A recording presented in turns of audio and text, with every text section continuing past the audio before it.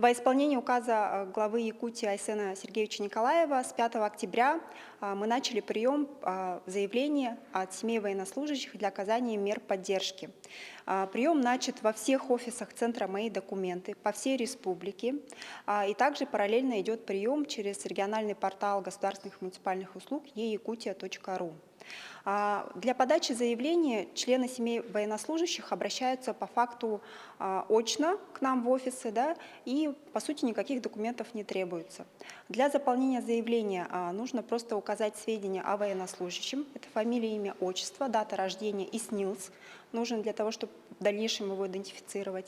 И нужны приложить документы, подтверждающие степень родства с военнослужащим, и также реквизиты счета.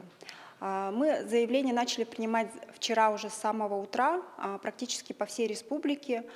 Безусловно, первые заявления поступили в городе Якутске и также в 20 наших муниципальных районах.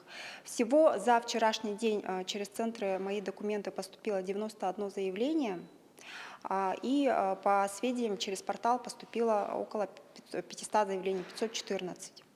Все заявления приняты в обработку и будут рассмотрены в надлежащие сроки. В рамках комплексного заявления подается на 7 мер поддержки сразу. Основная единовременная материальная выплата – это в размере 200 тысяч рублей.